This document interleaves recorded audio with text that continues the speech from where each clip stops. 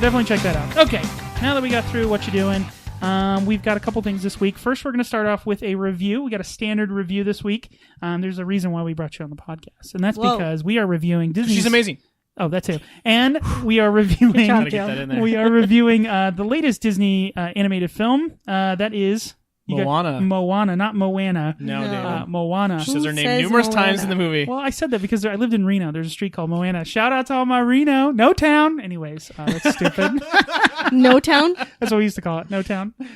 Reno. You're Reno weirdos. Anyways, so this is the latest movie from Disney Animation Studios, which have been knocking it out of the park. Second of the year, which is Weird. unusual. Yeah. Was that planned, or was that just good luck? Did they have multiple teams now, or? They've always had multiple Oh, I didn't know teams, that. Oh, good for you. Striking gold, man. Why stop the train This now? is considered the golden age, the second golden age of Disney animation. That's always good when you have a second golden age. Yeah. Jeez. Only Disney. So this movie is, it stars a bunch of people. One, most notably, is The Rock is the voice of Dwayne Johnson.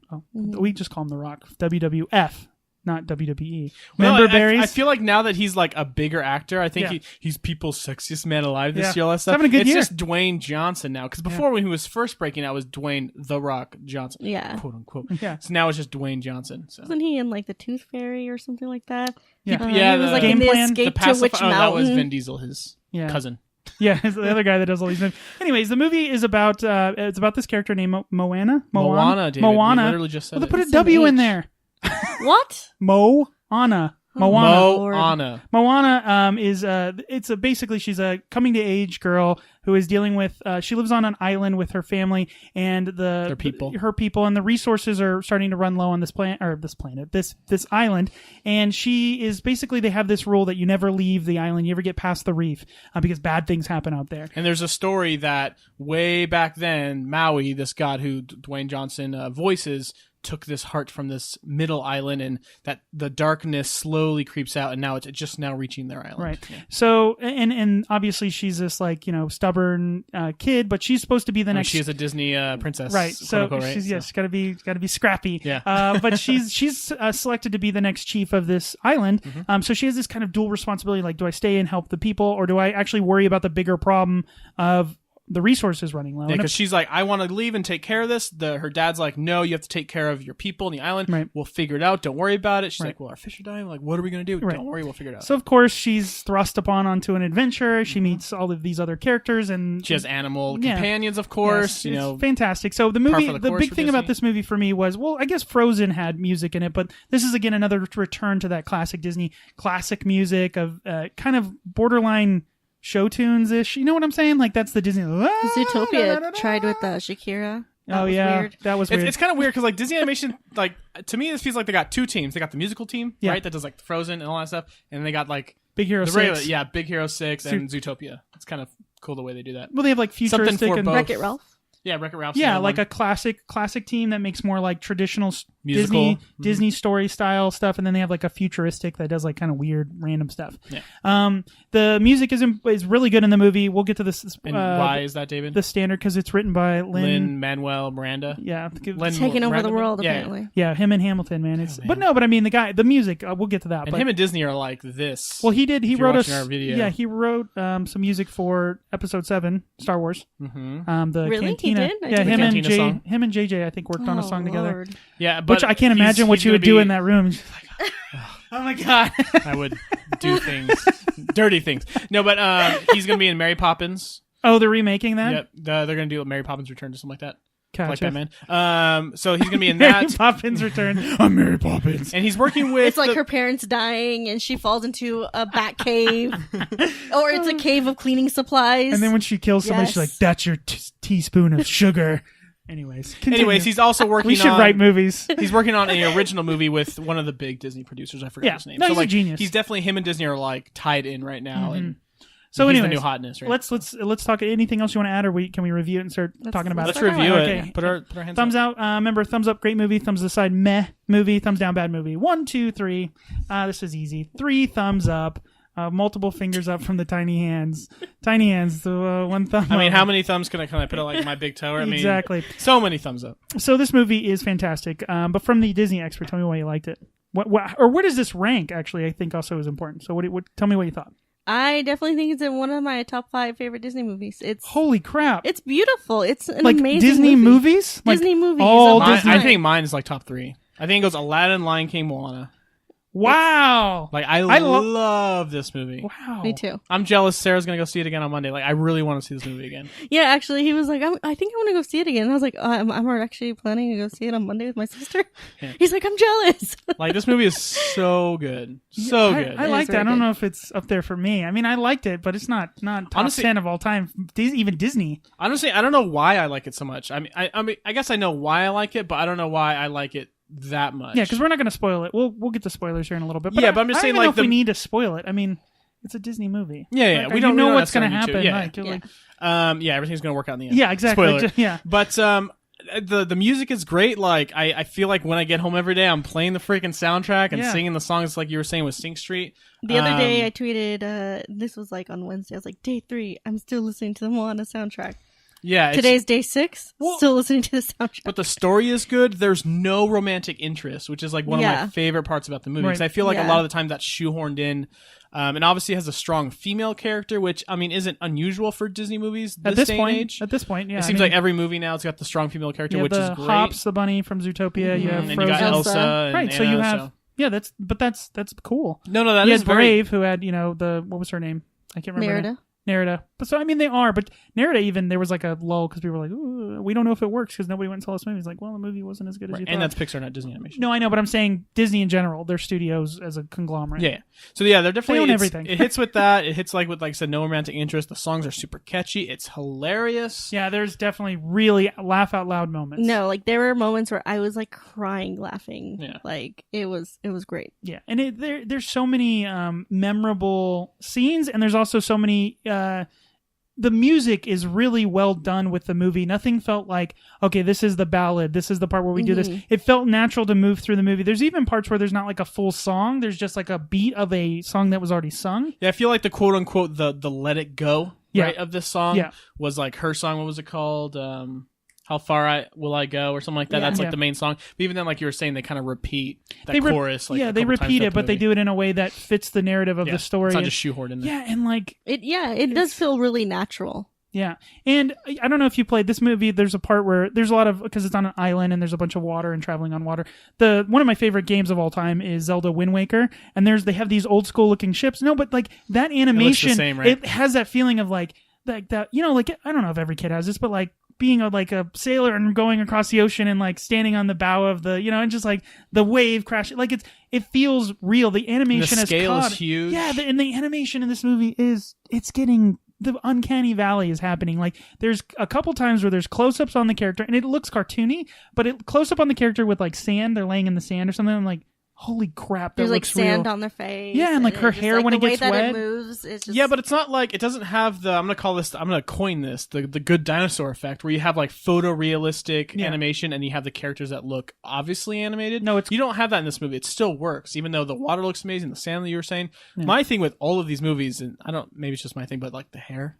Like I'm always like, oh, the hair looks so awesome. The hair looks good. And it used to be water and fire were like the two hardest things to recreate. Like, and now it's hair. Yeah, and hair, and like there's parts where like she gets her hair wet and like comes back into the boat or whatever, and just like every time like when she whips the hair in her face or something, like, it looks amazing. Yeah, or like when she's drying, like when like you see like little things. Remember, like in video games, where, like your shirt gets wet and as you walk around, it gets drier, drier. Like they do that in the movie. You don't notice like little things like that.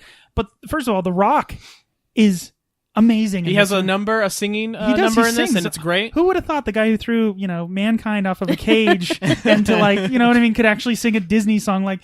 Oh my God, Paul Walker's gonna win, or not Paul Walker? What's it? Vin Diesel's gonna win. Vin Diesel's gonna win like an Academy Award here soon. I mean, it's just like the world is changing. Like these people who you thought were like, oh, they're The Rock. Like you smell what the like. That's now this guy with the eyebrows. Yeah, the guy. Yeah, that guy is now a Disney standby. Yeah. It's like, but his character is him. Like he's playing his lovable. He's playing The Rock. Like they casted it perfectly because he's this lovable character who's like a good guy, but like is very full of himself, and he lets it get the best of him, and that's who he was as the Rock. He's seen as like a very big and strong, like brawny hero. And not only that, he's Polynesian, and that's kind of the big thing that they did with this is they worked with the girl, I forgot her name, who plays Moana. She's Polynesian. They have Jermaine Clement, who plays Tamatoa. He's New Zealand. So like he's Maori. So everyone that they've cast like for the voices has some type of like Polynesian ties. That's cool. I mean, really they're getting cool. authentic. It's not like like what was that?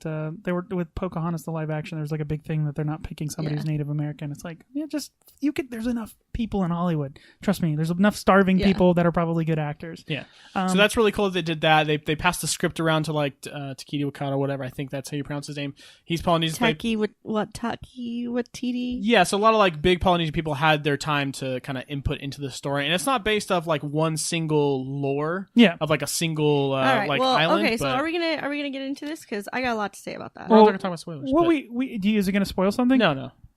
You're not going to spoil anything? No, it's not. No, go for it then. Yeah. All right, as long as you don't spoil it, I don't care. This is my animation. Get off my lawn. Here we go. More Disney. Here we go. Yeah. So I guess it's not even really get off my lawn. I am so jealous of these people.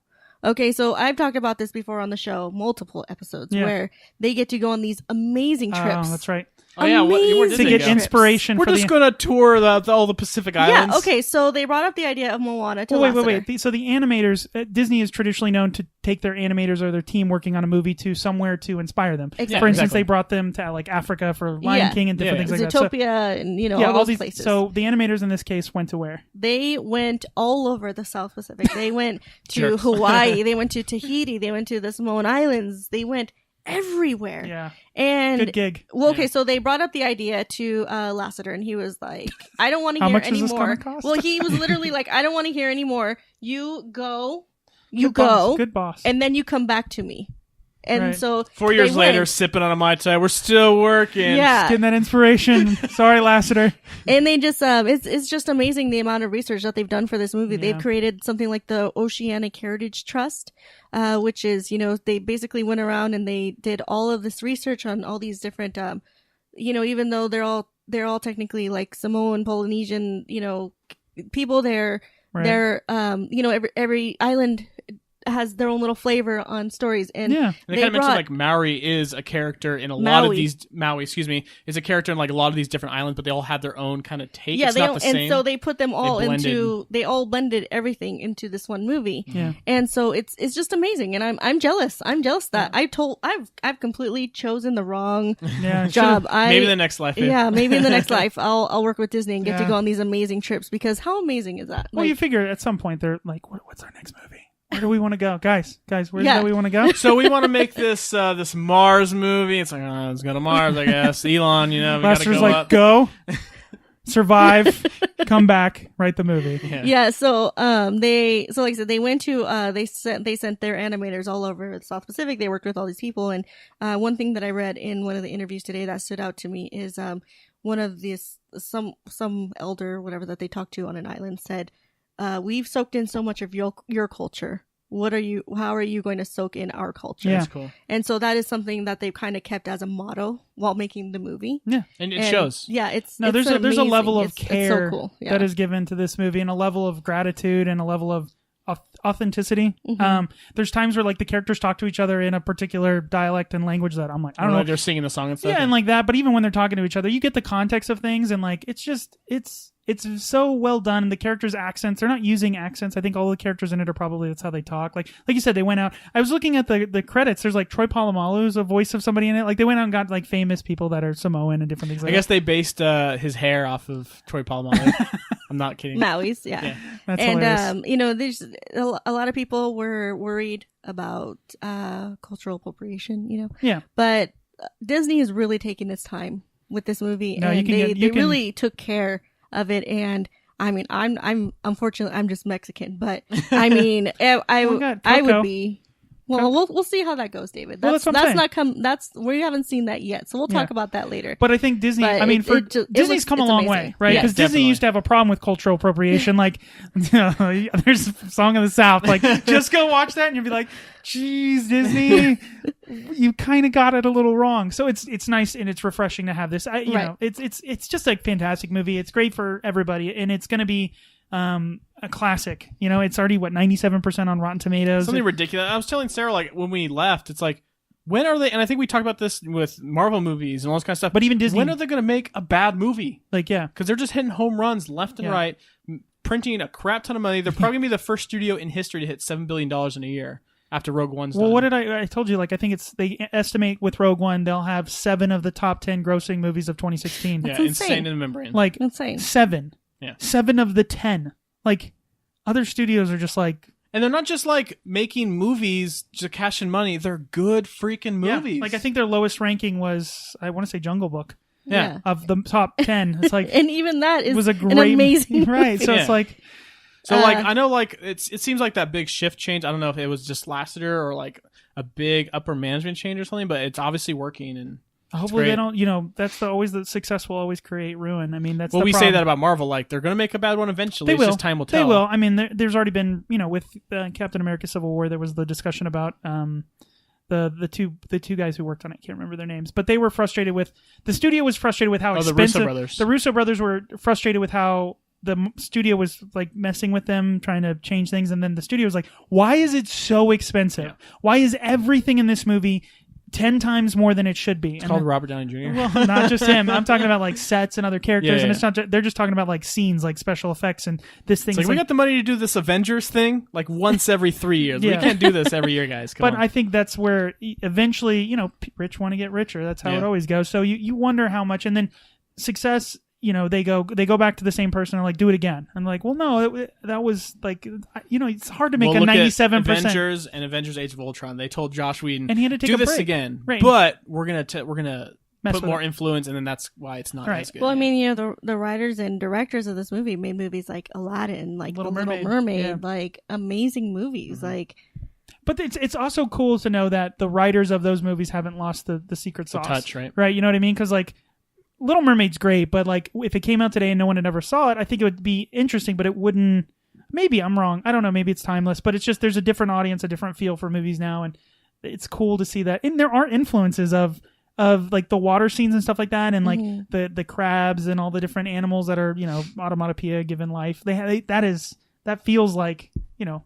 Feels like Sebastian, man. Yeah. It was awesome. Like, did you stay to the end credits? Stay to the end credits, guys. I didn't. There's a funny scene. I had to pee so what? bad. David, gotta stay to the end credits, man. I actually was funny. I stayed and they showed like this was another part of the movie that I was like, oh my god. They did this thing where like they take like little items that are in the movie and the credits and they like blow them up huge and they like rotate them. It felt like Fallout, you know, when you can go to an item in your inventory and you like spin it and like zoom in and like the texture on it is so real. It's like, why are you guys are just like, this is like CGI porn, you know, just like look at the little flecks on the look at the textures. Look at the seashell. You can hear the ocean through your eyeballs. It's like, well, this is literally the most like technologically like advanced movie Disney Animation has made.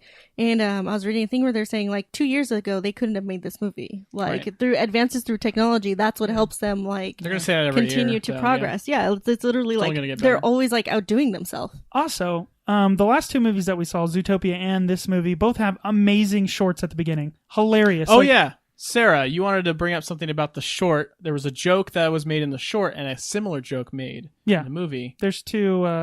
ocean urinating jokes. Yeah, you would Remember think. You were saying? I brought that up to you. Oh, yeah. I was like, I didn't know that this movie would bring up 2 ocean peeing jokes, but there's 2 one after jokes, the other, right? 2 jokes about peeing in the ocean. Oh, yes. That was gross. That was gross. It was cool for like, it's laugh out and you're like, it's done both of them are done in a tasteful way. But it's definitely funny. But I actually kind of feel like they were more like adult jokes because it's like, I kind of don't think like a little kid would have kids wouldn't get that at all. Even like the whole, I don't think kids would really get the whole short at the beginning of Moana. But it was excellent. The animation in it is groundbreaking and amazing. It's like we're so spoiled. You know what I mean? Like we are so spoiled. Like I can't imagine like 20 years from now what Disney animation is going to look like. And we have a kid like I don't want to show him any of these new ones yet. Yeah. I want to be like, this is start Aladdin, old and come up. This is the 7 Dwarves. You know, you watch these first, and then you get this is Twilight Zone. David. Gerald. Gerald. Whoa. You don't worry about that either, okay? Right. I'm gonna give them everything. That's the thing. That's the thing. You just give them everything. But give them that first though, so they're not like. So you're not like, oh wow, look at Moana, the first Disney movie you saw. Now look at this crappy Little Seven Mermaid. Dwarves right here. Yeah. So what's funny is the girl who does the voice for Moana, she's like 16. Mm-hmm. So I mean, she's about the age of when Lilo and Stitch came out, which kind of blew my mind a little because she's young enough to where like that movie is her Little Mermaid. That movie for her was like a really big influence on her. Yeah. And it just kind of blew my mind a little bit that like kids are out there were like that this movie is like their universe, like their whole like first Disney movie. I listened to this video game podcast and somebody wrote in, they're like, yeah, like I remember all the classic memories of playing my Xbox, and I was like, classic memories of the Xbox? Like, what are you talking about? I was playing that in high school. What are you talking about? It's like, oh God, we're old. I know. It's like, he's like, yeah, remember those old school games like Mass Effect 1 or whatever? I'm like, or it's like, just like, shut the hell up. Or no, Knights of the Old Republic 1. It's like, I played that in high school. I'm going to die. I had one of those moments this week at work. Somebody was like, oh man, I remember when I was in high school playing my DS, and I was like, I bought that with money that I got from where I worked. All right. Well, let's move on. We talked about Moana. Definitely go check it out. Very over and over again. Fantastic movie. Yeah. Can't recommend it enough. Might even show up in somebody's top, or best of 2017. Yeah, maybe. 2016. 2016. I keep doing that. I want to live in the future because you just want to get this year over with, as everyone else does. Yeah, exactly. So let's wrap up the podcast with our pinnacle of Filmical. Yes, we are again running through the top 100 movies of all time. This week we have number 88, which is The Oceanic Adventure: The Sting. What year did it come out? Oh, sorry, it's a comedy drama comedy. Why are you yelling? I know. Why do you shout? The 1973 film, The Sting. The Sting, starring Robert Redford and Paul Newman. Yes.